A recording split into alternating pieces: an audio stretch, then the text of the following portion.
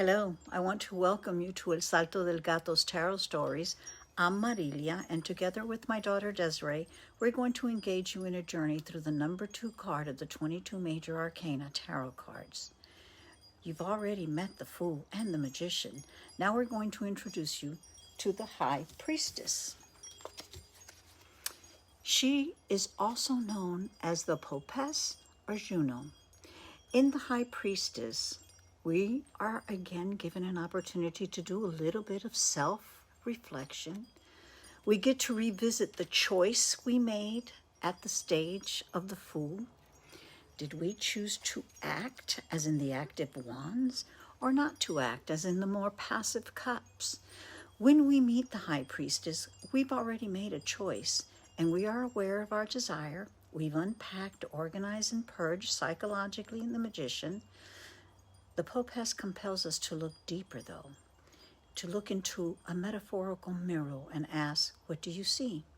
And we might answer, there are a few more fears here, and ask, why didn't we catch them with the Magician? The Popess reveals it is because they are hidden. She has the authority to reveal hidden things when we are ready to see them. And so she reminds us, no, dear child, you must name all your fears and leave them behind you in order to go on. We ask, why name them? And she answers, because you cannot rid yourself of fear that you do not understand you have. She also asks us, do you trust me? And tells us, I am the voice that speaks in your head, and you are the one that listens. So trust me. At the High Priestess, we get a closer look at ourselves. Let's take a deeper look at the symbology in the card. Most High Priestess cards contain similar symbols. We're going to use the Rider-Waite-Smith deck. The first symbols are the 2 pillars. The 2 pillars are described in the Book of Kings in the Bible, where they give a detailed description of the inner vestibule of Solomon's temple. The pillars are in the temple. One was named Jachin and the other Boaz. The pillar marked with a J means ye shall establish. The pillar marked with a B means in strength. The Popess sits between the 2 pillars. She is the middle pillar of the Kabbalah. She is the void that contains a secret force of authority that balances and unites. She represents the womb of possibility. She insists we revisit all of our fears. The High Priestess guides us to name them and leave them behind us. She is encouraging us by developing our trust that we will establish and we will find the strength.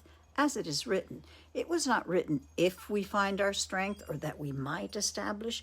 It is written that we will do these things. We will do this because in the High Priestess, fragmentation is united. So in her realm, there is a sense of healing and a reordering of our thoughts. A transformation occurs. We sense something in the background of our minds that feels a lot like trust is emerging. Here we glimpse at possibility and welcome things that are not revealed, but are promised. But because we are developing trust and because we have subjected ourselves to the process of the Magician in the High Priestess, we find the strength to take a chance and to open ourselves up to receiving another into our space. We establish ourselves as a unit and enter into a partnership. We are prepared to cooperate and participate in giving and receiving, even though we may not know what that will ultimately mean or even be. This is represented by the veil draped behind her. The High Priestess invites us to trust our intuition. When we have joined our broken pieces, we are then working together with ourselves instead of against ourselves. In the tarot, she can be depicted holding a key, indicating that she holds a key to other worlds or other cards. In other decks, she holds an open book, showing she has authority to reveal the wisdom we already possess. In this deck, she holds a rolled-up scroll. This reveals that there are things you should not share openly. There are times you must conceal your knowledge. The High Priestess card oftentimes also contains the equal-armed cross, which again reinforces the idea of a reconciliation. In the High Priestess, we cease battling against ourself and our world. A spiritual and psychological integration emerges. We understand that we can join to another without losing our authenticity in the union. Next thing, let's look at her crown. It contains a symbol of 2 crescent moons as well as a round disc. Together, the crescents and the disc represent feminine energy in its 3 phases as maid, mother, and crone. This reveals that although we go through many changes and there are many phases to our lives, yet we do not lose touch with who we are. The moon is always the moon, even when she is invisible. The disc in the middle also represents the sun and the divine masculine energy hidden within her. In the High Priestess, the male energy is reflected in the moon's light. The moon's strongest feminine energy phase occurs on the new moon, when she is dark, virginal, and the sun's rays have not yet penetrated her and made her shine, revealing her sovereignty and authority over darkness. Her role is not to be our teacher, but to guide us through our darkness to unveil the wisdom hidden within us. The next symbol that we will look at is the color blue, which is all over her. This is associated with royalty and invites us to connect with our authentic and higher self. Socrates said, "Know thyself." The High Priestess calls us to trust that we are not alone and consider that we might be, in fact we are, connected to spiritual royalty. Yes, even though we cannot see this with our earthly eyes, yet we must trust it to be so. This is represented again in the scroll that she holds, that is hidden because we are being guided to trust in ourselves and our abilities. The realm of the High Priestess is on the other side of the veil and is not revealed. But there are pomegranates on the veil that ask us to recall the story of Persephone. They represent gifts we will be given. But if we remember, the gifts Persephone was given meant that she had to return to the underworld, as we have to return to the other side of the veil in death. The pomegranates also reference the mysterious cycles in the continuity of life. In one lifetime, we die many deaths, and when we do, we are then born again to something new. The priestess's message to us is fear not and trust your intuition. Ahead in our journey, we will soon see what we birth into being in the Empress.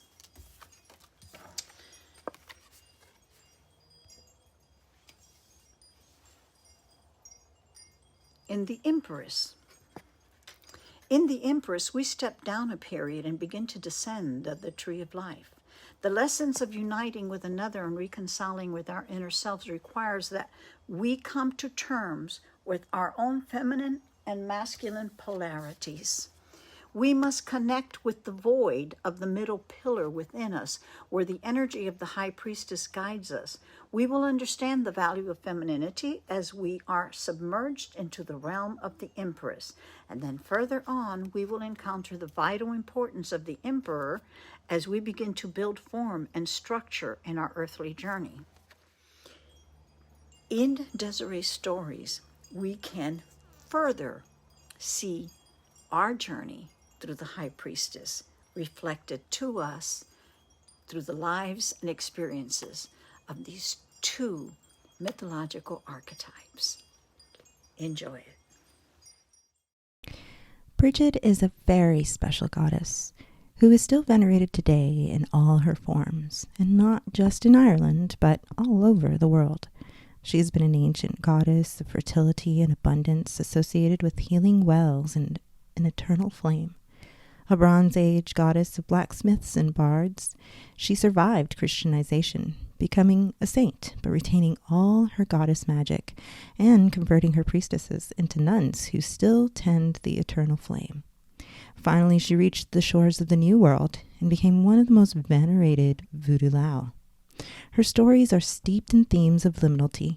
Her mother, a slave, gave birth to her on the threshold of her master's house during sunrise, when it was not yet day and not night. And her feast day is celebrated on February 1st, which marks the midpoint between winter and spring. Even as Vodou Lwa, She is at the threshold of life and death with the powers of healing and fertility, but also guardian of the cemetery. The oldest grave of a woman is where you could find her, but don't forget the chili spiced rum. With the magician, we felt that aggressive mental energy just bubbling to the surface, which forces us to come to terms with who we are, what we want, what we really need, and what we need to leave behind.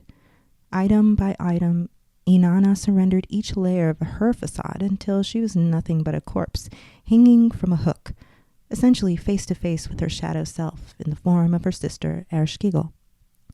Hanuman's powers were dormant until he understood them, and then the balance was restored for all of humanity. But what happens when you have done all the planning and all of the budgeting and you've got that degree you've been working so hard on, but your plan still fails?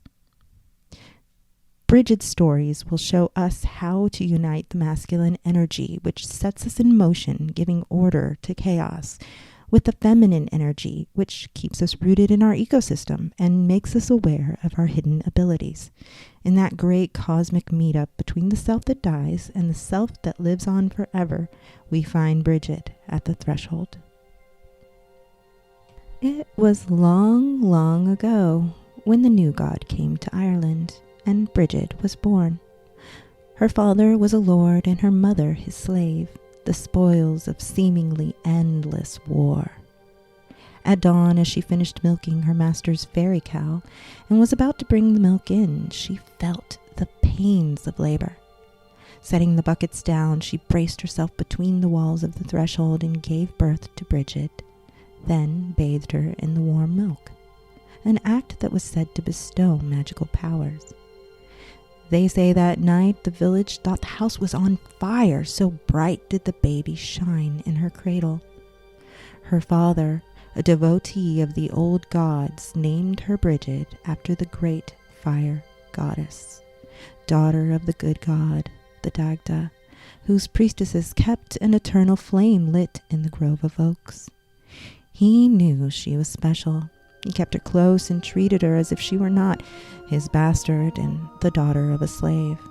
He hoped one day to have her trained as a priestess, maybe even that of her namesake. But Brigid was not the grateful, obedient daughter he hoped she would be.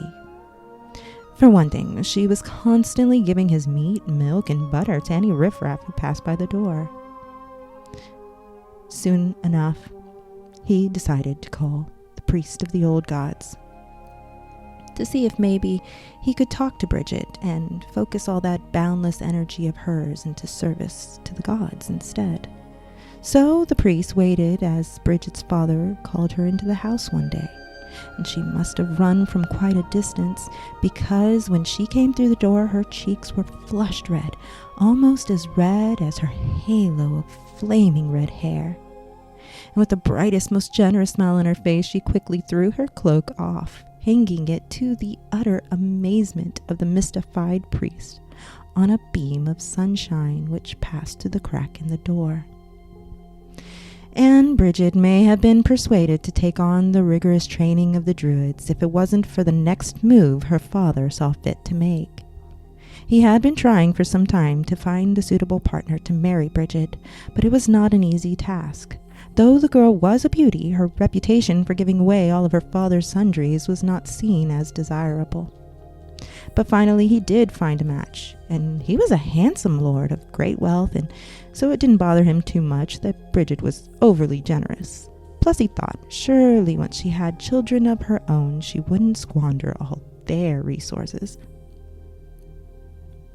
This guy was so perfect that her father was actually excited to give Brigid the good news, and he was deeply confused and annoyed when she begged and pleaded not to marry anyone.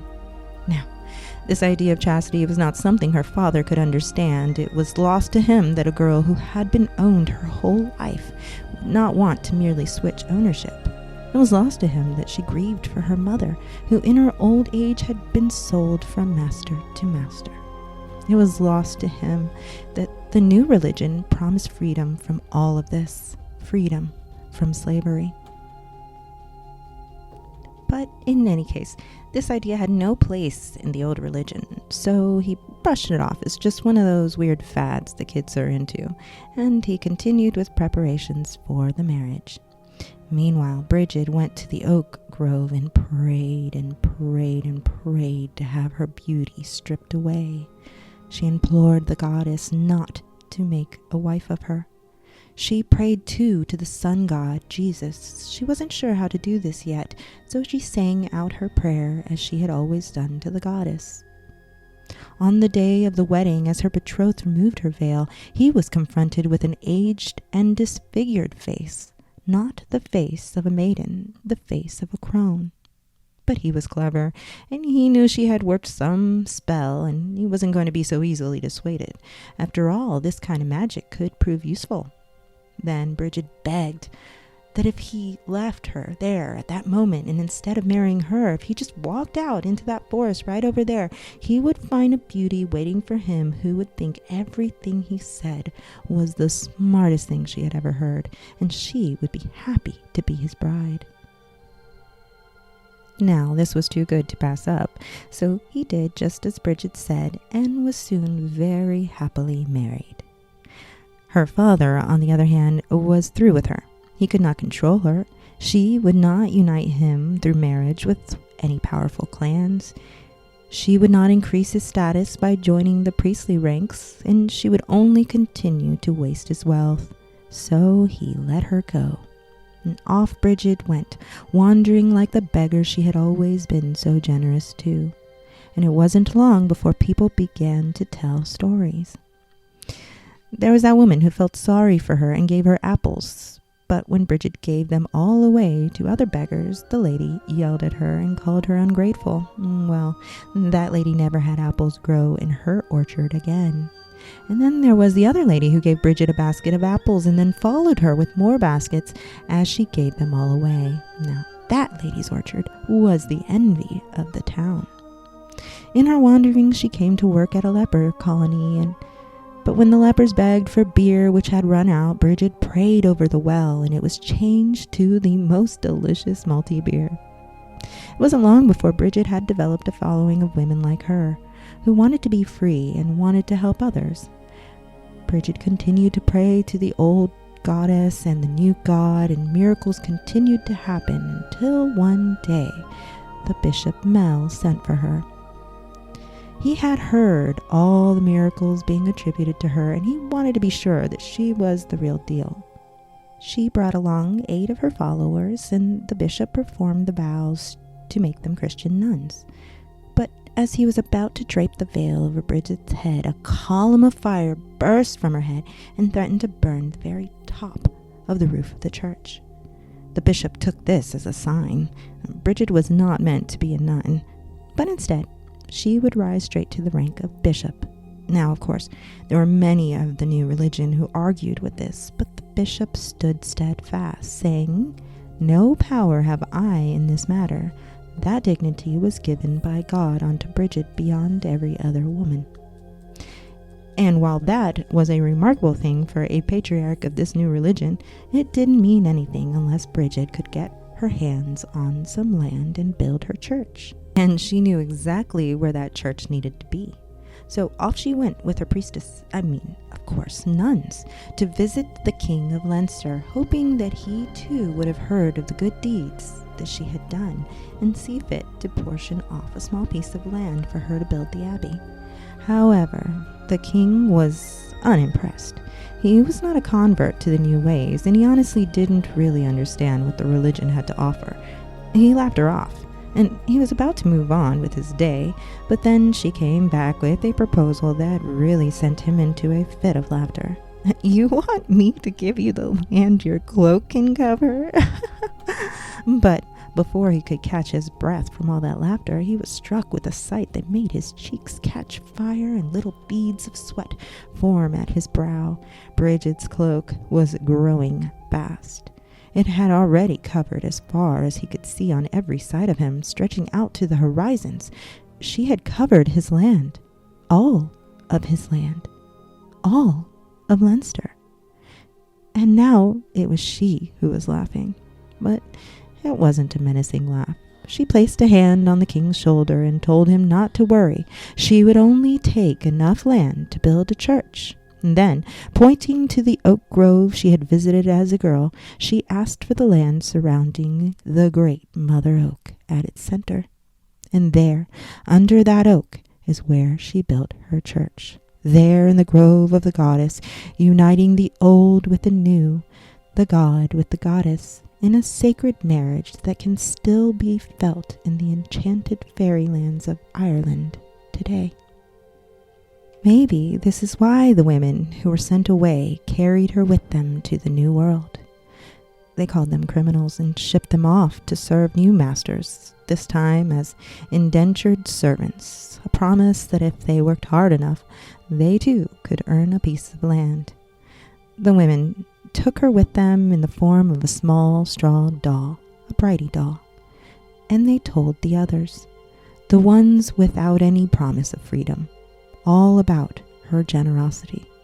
The Irish women told the black women how much she cared for them too, and they recognized another side of her, one who has the power to heal or the power to guide you past the threshold of death, not in tears or agony, but in celebration.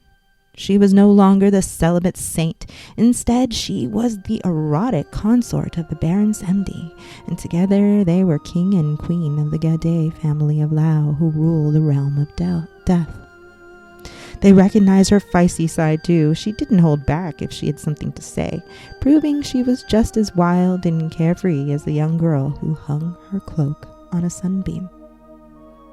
Brigid can teach us all how to leave space for change and how to trust our intuition when we are the most fearful. She can show us how we don't always have to make a choice, and sometimes uniting or combining two forces is better than pitting one against the other. Just as she built the church of the new religion on the sacred grounds of the old, we too can allow old ways to decompose and lay fertile ground for new possibilities.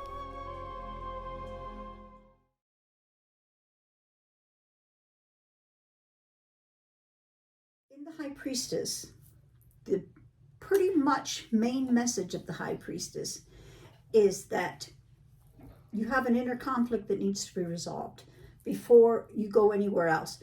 Now, you can move on and you can ignore that, but it's going to be something that you carry with you and you're going to trip on wherever you end up from here.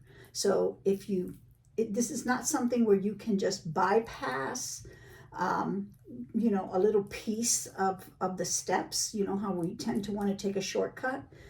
You can't do that here, because wherever you go, there you are. You're going to bring that along with you. That's the whole story of the High Priestess. So when people see her, she's very mysterious, because people do not know really how to interpret her. Most people want to say, well, she's somebody who comes in and she's like a mentor that's going to give you wisdom. The main thing with the High Priestess is that she is not a teacher. She's a guide, but the guidance is an inner guidance. So it's more in the spiritual realm. Yeah, so first of all, I wanted to just apologize because I'm sick, so my throat I'm gonna sound a little weird, and also that's why we're in my house today instead of where we normally are at. But that's okay, because this is a lovely sewing room. This is where our guest does all her creative endeavors here. Yes, this is a creative room, and that is where So the High Priestess. So with Brigid's story in the High Priestess, how does she relate to the High Priestess? Well, exactly like you were saying, there's no guide that's going to hold your hand and tell you what to do. But what the High Priestess is in Brigid's story, it is her connection to the old gods and her ability to add in instead of trying to get rid of one for the other.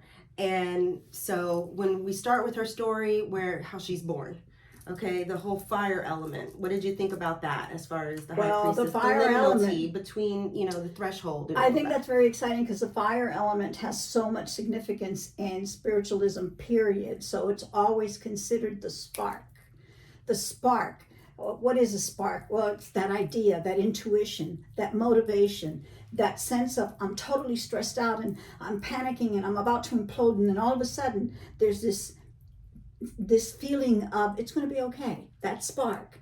Well, that's the fire. Mm-hmm. That's the fire, and it's something that's within. It's not without. So it's not like with the story of Brigid, she didn't go into a new territory and decide I'm going to remake everything and I'm going to redo it to my specifications because I really know. She didn't do that at all. She took what was handed to her, more or less, and she said, fine, I want to make this work. That's the whole thing with the High Priestess. The High Priestess is about taking two things that are totally different. We talked about them being two opposite polarities. So when we think of opposites, we think of opposing. And in a sense, that's how we have evolved. To think of masculinity and femininity as two opposing forces. Yeah. You know, women are from Venus and men are from Mars and we can't communicate. Well, we're all from Earth. in the High Priestess, we're called to, first of all, recognize that those two forces that we project outside of ourselves are really inside of ourselves. Mm-hmm. So if you have a problem with either one of those, you have a problem within yourself. With yourself. And that's, I think, the story of Brigid was that fire that she had inside of her that helped her resolve all the conflicts that, I won't call them conflicts, are all of the events that surfaced for her that she could have interpreted as conflicts. You know, she could have said, no, I don't want to, follow your religion. I follow mine. But she didn't do that. She saw that, okay, this is what's here. Now, how do I make that work for me? How do I bring it into balance and harmony for me? That's what I got out of Brigid's story, which I thought was really the essence of the High Priestess. You need to work this out, work out your resolution, blend your forces, get grounded and balanced, and remember the middle pillar. Mm. The middle pillar doesn't mean that you're not masculine and you're not feminine. It means you're in the middle of it. The ability to walk between the be on both sides of things. That's the liminal thing. How she's born on the threshold between winter and spring. Part of the Brigid story is how, regardless, because that story can be told a million different ways depending on who you hear from it. But one thing that definitely happened is that we know there was an old goddess whose place of worship probably took place in this grove of oaks. The Kildare is actually the place that the church is in right now, but that word Kildare means comes from the Gaelic word Kildara, which is the Church of the Oak. Oh, isn't that fabulous? The church of the Oak. I like that. Oak. And so she built the Christian church in the grounds of the goddess. That part is absolutely like. I saw that church as a church that has those as two pillars. There were two trees. I like that. Yeah, and actually, that's not her church. That's a church in England, and I can't remember exactly what church that is. But I loved that picture so much because I imagined the original church. Yes, Brigid, I could have seen. built being like that. Well, so how does that connect to the High Priestess? The whole journey from the onset of the Fool to where we get here to the High Priestess, and I keep connecting to that because each one of these phases is not separate from the other. It is a connection. It's a flow. You're flowing from one phase into the other, and the entire process is one of becoming self-aware. And what does self-awareness mean?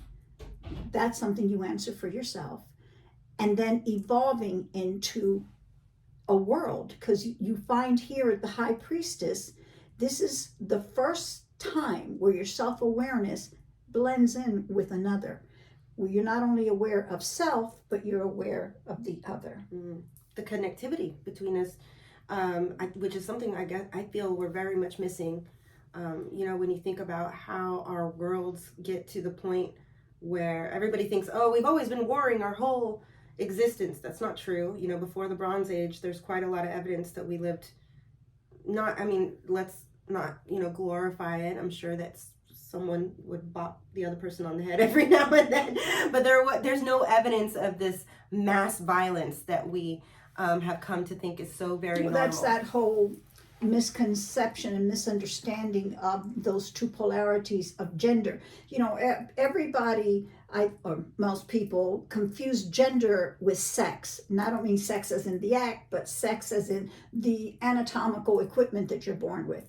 But that's not what gender, when we're talking masculinity and femininity, we're talking forces. We're not talking a body part. Or a role. A role, exactly. Right. And so that's what happens when understanding goes askew, and you don't have a good understanding of what we're talking about here, that we're talking about two forces. And when you understand that you need the energy from those two forces in order to have a life that's sustainable, then you come more into balance. And a good example of that, because there's struggles in life. We can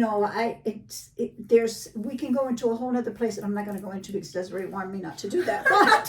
But I'm going to tell you that if you look at groups of people that are very connected, that are very tribal in let's say third world countries, but I'll even take it even into Puerto Rico, into the campesinos of my time. So we're talking, 40, 50 years ago.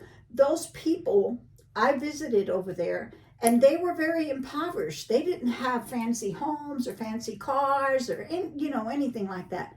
Their towns were meager. When you went to a mall, in most local towns, there wasn't a mall. You had to go like into San Juan to go see a mall. It was very humble and very basic, but they were so connected. Mm-hmm. They were so happy with what they had, because for them, it wasn't about showing off what they had or accumulating. It was about sharing and the community, the connection, the community, the involvement with each other, the gaiety. And the Cubans were like that too. So that connection. I remember going to Puerto Rico, and for the Christmas holidays, it's literally a tradition to go from house to house, and people you don't even know are just supposed to open their doors to you and let you in. It's part of the story, the nativity story. It's a Christian thing, but the Christians made it that way. But right, we don't know what underlying it was stories there were. Probably a very Taino tradition. Sharing, which was one of sharing and of being connected. And that's what you have definitely in the High Priestess. You are saying, listen, you're aware of yourself, you're aware of what you want, you're aware of what you need to get what you want, but are you aware that you need connection? Yeah. And Brigid says that in the way that she didn't go over there to try to be divisive and separate the people and say, no, you're wrong, this is not. She understood that she needed that connection, and so she needed to blend in with them. Mm-hmm. Would you say? Yeah, and blend in to carve her own space for people. Very good. Not assimilate. Right, exactly. Not assimilate. Yeah, but because she created her own space. I don't know what was going on in that abbey, but I have to tell you, I don't think it was just Christianity. That's all I'm saying. But okay, so now let's hear about Anansi. I'm excited about Anansi. In my next story, Anansi, the clever spider god from African myth. He's the god who is usually the little guy who uses wit to overcome giant obstacles. But in this story, he teaches us why it is so important to trust the ancestors who know what we can't know, that which is hidden from us. The great goddess of all our previous myths, Persephone and Demeter, Inanna and Ereshkigal, symbolize both parts of our existence, that which is seen and understood and that which is unseen and unknown. We have to travel to the realm of the unseen and unknowable in our own psyche before we can continue on our path, on any path. But we don't have to do it alone. We stand on the back of our ancestors. This means that you have to trust. Brigid unites the god with the goddess so that the knowledge of the ancestors is not lost. The knowledge held in the land beneath our feet, which is the decomposed remains of all our kin, human, plant, or animal. In this story, we see what happens if you don't balance all that masculine energy of the god power, that which plans and puts everything in order, with the goddess power of connectivity and deep deep-rooted wisdom. There comes a time in all our lives when you lay all the groundwork, you have done all the proper planning, and still you hit a roadblock that can't be overcome just by following all the right rules. There are times when things are beyond our control, and that is where the High Priestess comes in. She doesn't show you what is hidden. That is work that we have to do. But she reminds us that we are not alone. And if we know where to look and we're willing to listen, we can find the answers. The life-giving rains were held back. The scorching sun beat mercilessly down on the dry, cracked earth. Every sprout dried up, and all the animals left in search of water. Soon, all the people had eaten their reserves, and there was no game to hunt. The elders of the village met each day, hoping they could devise a solution. It was at one of these meetings in the village where Anansi lived that his son, Takuma, disappeared. Anansi was distraught. He looked high and low for him, wasting what little energy he had. But when he wasn't able to find him after the third day, he relented and began preparing Takuma's funeral.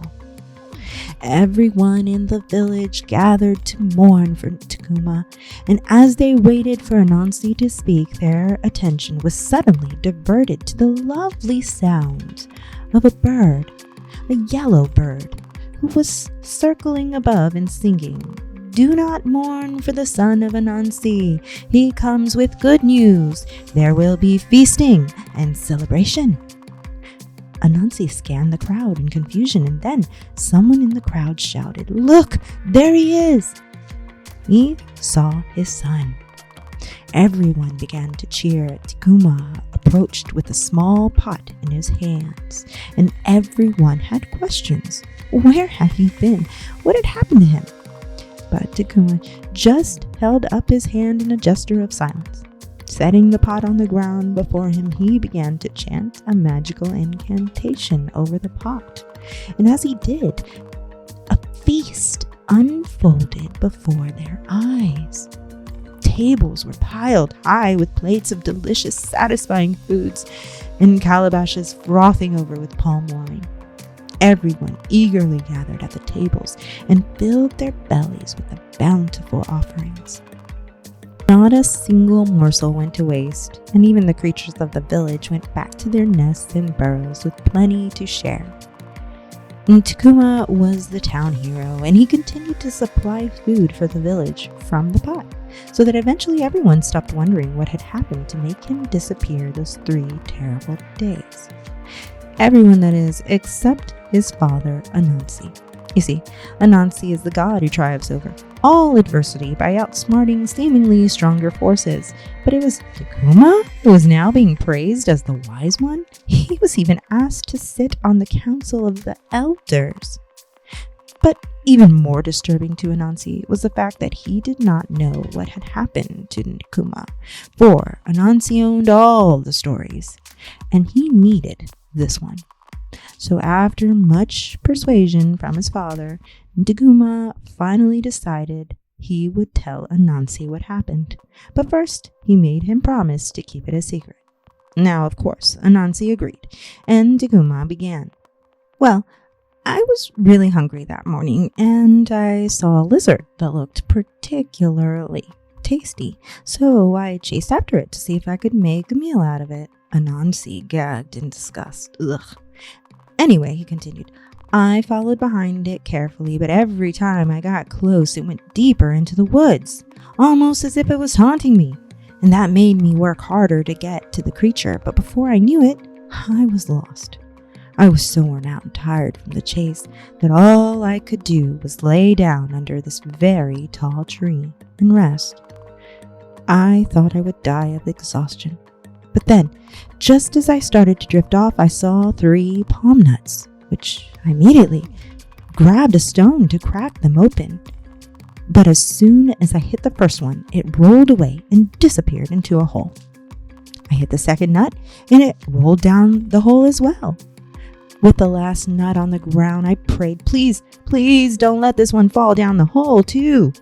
And with one strike, I cracked open the shell. But the nut rolled away, down into the hole. But this time, I went in right after it. I began to fall down, down, down. I thought I would never hit the bottom. And as I looked up, I saw an old woman sitting before me in what looked like a dark old cave. I greeted her, though I was scared. I didn't want to come off as rude, for this was obviously her house. She was very kind, and I stayed and served her for 2 days. The next day, she sent me to her garden and told me that I would find many yams there, some of which would ask to be uprooted. Strangely, she told me to leave those and take the yams that ask not to be picked instead. Bring them in and I will tell you how to prepare them. So I went into her garden and it was just as she had said. The big, meaty pana yams were the loudest, asking to be uprooted, but I ignored them and instead I harvested the puny little water yams that were squealing. No, not us, not us. At this, Anansi snickered. Fool! Why would you harvest useless water yams when you could have had pana yams? But Nikuma went on. I took the water yams in and then she told me to peel them and boil just the peel. The fruit she told me to discard. I was so hungry and I really wanted to argue, but instead I just did as she requested. Well, you'll never guess it, but when I drained the water, there was the most delicious yam in the pot, and we ate it up. The next day, the old woman smiled and said that I had been a faithful friend, and she told me I should go into her cupboard and grab a pot to take home with me. Just as with the yams, she instructed me not to take a pot who yells at me to take it, but instead to pick the one that tells you not to take it. She said that I should go home after that, and her yellow bird would go with me and tell me what to do. I went into her pantry and opened the cupboard, and it was filled with all types of pots. Some of these pots were made of all kinds of materials: gold, bronze, silver, brass, clay, and they were all different sizes, some huge and some very, very small. Of course, the ones I really liked, the big golden pot, which I knew could provide so much food for our village, was the loudest. Pick me, it cried. But I ignored it.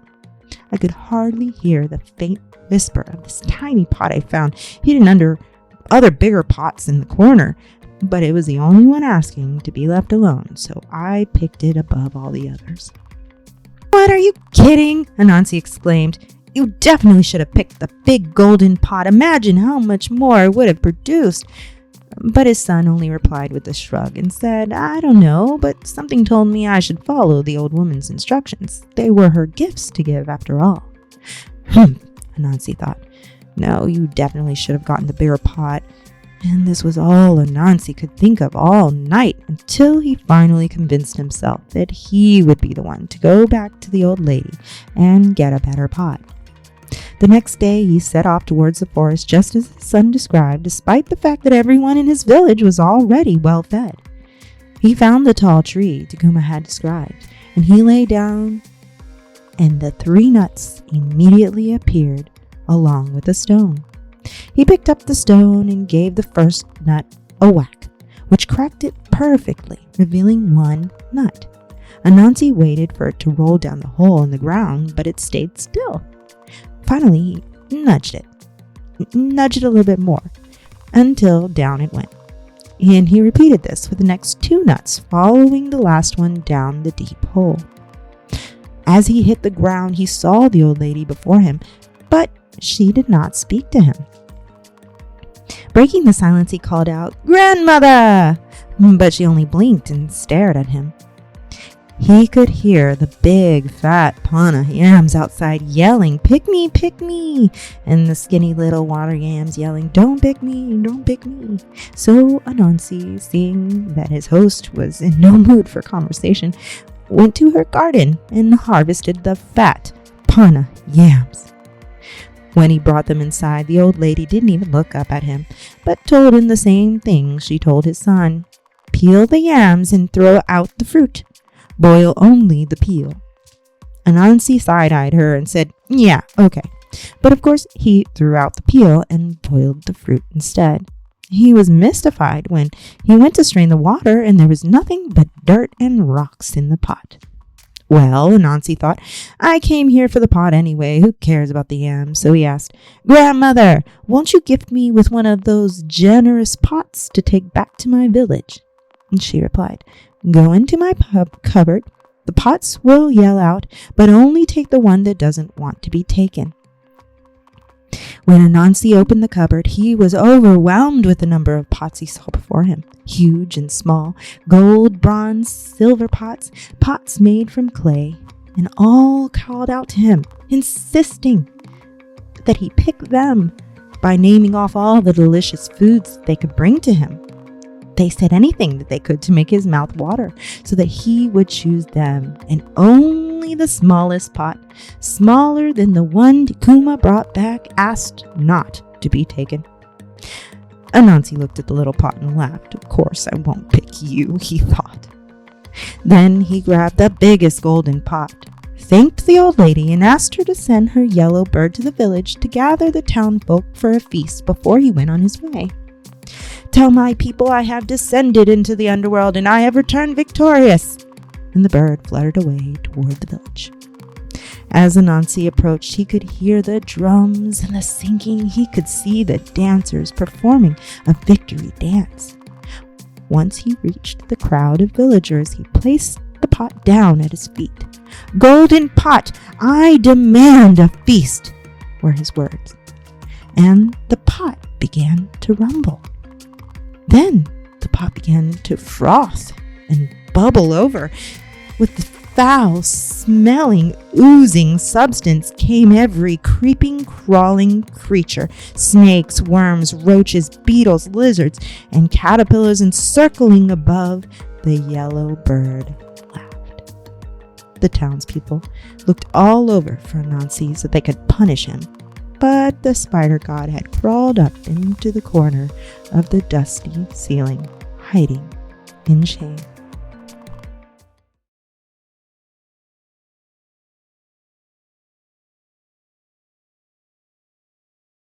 So, So, Anansi. Anansi, I really enjoyed Anansi. So let me find Anansi in the High Priestess. Where do I find Anansi in the High Priestess? Well, we'll start with the fact that there's two stories in one in Anansi, because it's about a son and a father, and two opposing viewpoints and two responses to something, right? Correct. Yeah. And so where Tikuma listens to the grandmother. Tikuma's the son. Right, he's the son. And when he descends into the underworld, and you thought we were getting out of the underworld, but I tricked you. This time we have the male deity in the underworld meeting with the grandmother, who is the ancestor. And so that's the other element of the High Priestess. Because we never leave the underworld. You know why? Because the underworld is what is within us. So we're always in the underworld. And if it's dark and ugly and scary, it's because that's stuff that we need to resolve. Remember, the High Priestess said that. There's some more little fears in here. You need to name them and purge them. And we're going to be in the underworld. I think throughout our entire life we're in the underworld, because it's an ongoing process. We always have to get down in there. Yes. I think that's what the winter solstice, for me, that's my time of year to just say, everybody, I'm going under. But that's that time of year where you have to reevaluate, everything that happened through the year, and say to yourself, what can I take from this? What do I leave behind? Again, that magician phase of the planning, but then the remembering. We make a big deal in our family of remembering the ancestors, not just in Dia de los Muertos, the time of the good and the bad ones. All Saints Day. We try to remember them all. All of them. And they all have something to teach us. Yes. And also during the winter solstice. So these are times. Why does it matter? Why does it matter? Well, before I get lost, because I lose my train of thought, in this story, there is a hard time happening in the lives of these The people. famine. And so, in good times, it's very easy to say yes, because we're going to go in, we're going to ground, we're going to purge, and we know where we're going, and, we're going to partner up, and it's all going to be fine. But when the shit hits the fan, you see, then we're like, oh, wait a minute. There's a pandemic. Stores are running out of toilet paper. They're running out of food. Let's go rush over there. Let's buy up everything that we can. Hoard. Instead of listening to our inner wisdom that says, ground, calm down, breathe, and think through this. Do you really need all that toilet paper? It is. That's how we respond. And in this story of Anansi, see, you have both of those viewpoints where the youth who is trusting and who sees positivity and hope can trust the grandmother's guidance. Even when it's not what you want to hear. And even when there's hard times. Yeah. But when he goes up and he shares this with his elder, what's the response? Oh, you fool. You should have taken more. Why didn't you get the bigger pot? And isn't that what happens with us parents sometimes with our kids? Yeah. Oh no! What do you mean? What do you mean you're going to get in a van and travel around? You fool! Yes. You need a house and a mortgage, and that's kind of what we're talking about here. That sometimes we have to trust that we're in our own inner guidance, and so are our younger children. They're in their inner guidance too. I don't want to, glaze over the dark elements. I chose the Anansi story because it is Black History Month. And also, I just really love how both of the stories touch on slavery. Now, two different types. We have chattel slavery we're talking about, in Ghana, where the stories from Anansi come to us from. Brigid's, I don't know what slavery was like during Brigid law in Ireland. I think they had slightly maybe more rights, than the slaves that ended up here. But that again is, part of what happens in the High Priestess, those uncontrollable, horrible things that happen that are beyond your control, and how people survive and hold on to their culture and their ancestry through these stories.